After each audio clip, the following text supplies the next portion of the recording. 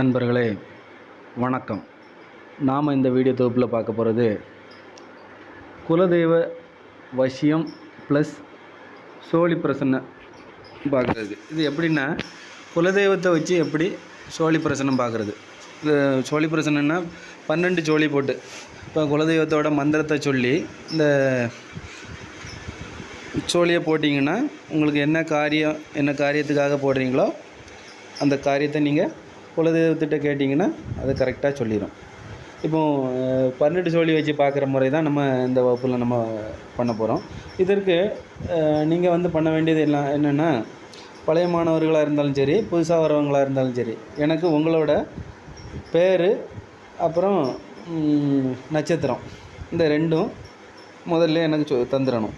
அப்படிங்கிற பட்சத்தில் நான் என்ன பண்ணுவேன்னா, உங்களுக்காக அந்த குலதெய்வ எந்திரம் வரைஞ்சி உங்களுக்கான மந்திரம் அந்த குலதெய்வ எந்திரத்தில் உங்களோட பேர் நட்சத்திரம் எழுதி, இந்த குலதெய்வம் உங்களுக்கு எளிமையாக ஒரு 2 நாளையிலே வசியம் ஆகிற மாதிரி நான் உங்களுக்கு பண்ணி தந்துடுவேன். சரிங்களா?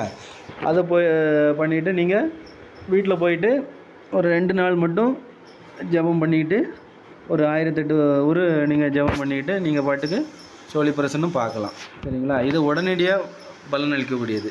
அதனால் அவரவர் குலதெய்வம் என்னங்கிறதையும் எனக்கு வாட்ஸ்அப்பில் நீங்கள் அனுப்பிட்டீங்கன்னா நான் அதுக்கேற்ற மாதிரி உங்களுக்கு மந்திரம் ரெடி பண்ணி உங்களுக்கு தந்துடுவேன். நீங்கள் அதை ஒரு 1008 ஒரு கண்டிப்பாக கொடுத்தாகணும். அந்த 1008 ஒரு கொடுத்துட்டு நீங்கள் அந்த இப்போ அந்த எந்திரம் எதில் வரையணும்னா, ஒரு 10க்கு 10 செம்பு தகட்டில் வரையணும். நீங்களே அதை வரைஞ்சி உயிர் கொடுத்து பிராணபரிஷ்டை பண்ணிக்கிட்டாலும் சரி, இல்லை முடியாதவங்களுக்கு இந்த மாதிரி நானே பண்ணி கொடுப்பேன். பழைய மாணவர்களுக்கு அவங்களுக்கே பண்ண தெரியும், புதுசாக வரவங்களுக்கு மட்டும் நான் பண்ணித்தரேன். சரிங்களா? அதனால் அதை எப்படி பண்ணுறது அந்த டவுட்டே உங்களுக்கு வேண்டாம். இது எல்லாமே நானே பண்ணி தந்துடுறேன். இந்த வகுப்பானது 18/8/2024 அன்னைக்கு நம்ம மையத்தில் வச்சு நடக்குது. இதை பற்றி நீங்கள் எதுவும் டவுட் எதுவும் இருந்துச்சுன்னா இந்த நம்பரில் என்னை தொடர்பு கொண்டு கேட்டுக்கலாம். அது மாதிரி பார்த்திங்கன்னா, இந்த வகுப்புக்கு 5000 ரூபா கட்டணம் போட்டிருக்கேன் இந்த முறை.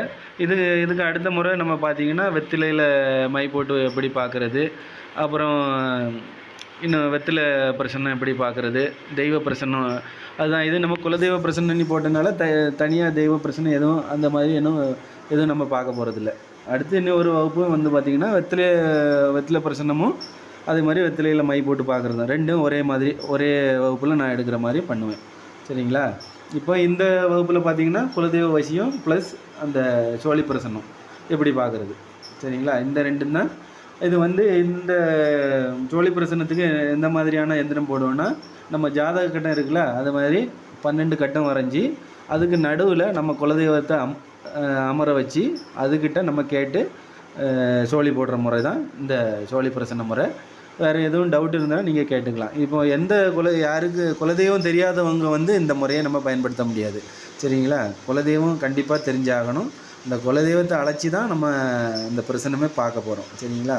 அதுக்கு ஒரு விளக்கு ஏற்றி வச்சுட்டு சின்ன படையல் மாதிரி வச்சுட்டு அதுக்கப்புறம் தான் நம்ம பிரசன்னமே பார்க்க முடியும். இந்த முறையில் சும்மா ஏனதானே பார்க்க முடியாது. சரிங்களா? முறையாக கற்றுக்கணும்னு நினைக்கிறவங்க மட்டும் இந்த நம்பரில் என்னை தொடர்பு கொண்டு இந்த பயிற்சிக்கு வாங்க. நன்றி, வணக்கம். மேலும் இது பற்றி அறிய நமது சேனலை லைக் பண்ணுங்கள், ஷேர் பண்ணுங்கள்,